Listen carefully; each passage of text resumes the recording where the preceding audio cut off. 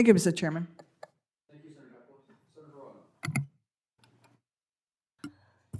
Thank you, Mr. Chairman.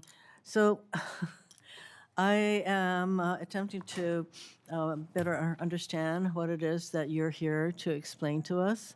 So you already have these private contracts and you're about to go into renewals of these contracts. So what, you're here to explain what to us regarding these renewal of contracts that you already have? Senator, yes, we're here and we're excited to talk about the design of the NextGen RFP and what we are doing to improve the care that veterans receive through the community care program. Well, that is not a particularly specific kind of response, because of course what we're supposed to be focused on, what you are supposed to be focused on, is care for veterans. And I mean, are we basically moving toward a more of a privatized model for VA care No, Senator, through we are these not. contracts? We are not. Okay, because that's kind of what it's looking like. We're creating an opportunity for that to happen, and the veterans we know would much rather receive care in the VA setting. So that is what you would refer to as direct care. I understand the need for community care because the VA doesn't always have all of the providers on site, and especially in rural areas. So there's that. But I think there is always this concern that we're moving toward a privatized model. And when you come and tell us that you're about to renegotiate these contracts, I'm not sure. Aside from, I don't even know what NextGen is. You know, but how is that different from what you're already doing through these contractual agreements with providers? Senator, two major differences between the current program and the RFP, which we are calling NextGen, which is currently out for procurement. Number one, we're introducing 5 pillars into the program. We're going to have quality requirements. We're going to have program integrity. We're going to have value-based care. We're going to do utilization management, and we're going to have alternative payment capabilities. Those are the 5 tools that every other payer program has had, many for decades. We are introducing those controls, those tools to the VA program so that we can be accountable for the cost of care and the quality of care that veterans receive. That's number one.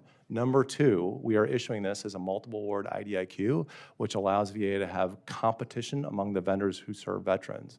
And so currently we've got a 2-award system. We've got 2 vendors, East and West. What this allows us to do is have multiple vendors, some national, some regional, and allows us to operate regional models that are adaptive to the needs of veterans where they live, the local infrastructure and communities, and allows us to do that.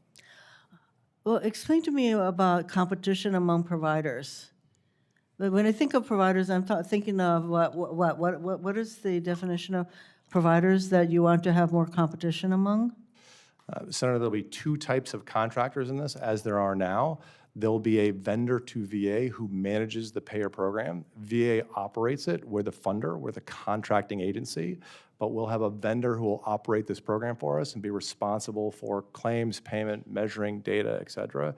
And then we'll have the community providers themselves who will contract with these payers who contract with VA that will actually deliver the care to the veteran at the community level. So when you talk about competition, you're not, are you mainly focused on how much these levels of whatever the services that will be provided, is it the competition by the cost of the providing these kinds of services through the contract? I want everybody to compete for my veterans. I want everybody to compete on the quality they can provide. I want everybody to compete in the cost they can provide.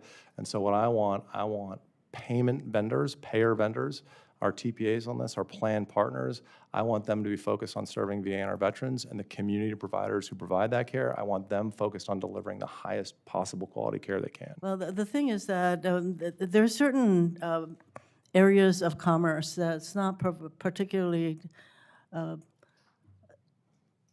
activities that lend itself to competition. I mean, competition is usually on things like price, where you look at product A, product B, and you know what the price is. But in the medical field and the care and all of that, it is not that easy to discern. So I like the idea of competition. That's supposed to probably give us the best bang for the buck. But I don't know how easy it is going to be to determine whether we're getting the best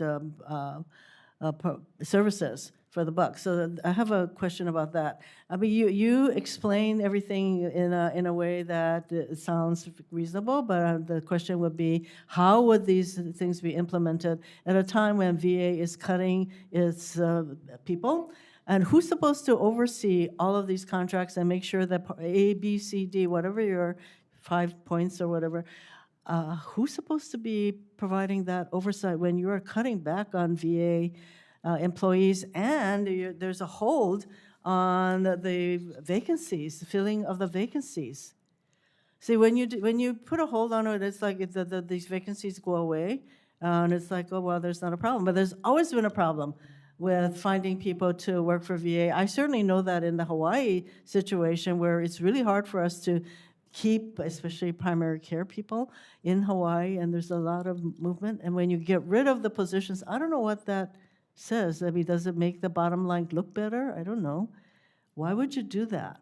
Why would you freeze the hiring of people that the system needs and where these vacancies have existed for a long time, obviously needing to be filled? Why would you put a freeze on hiring?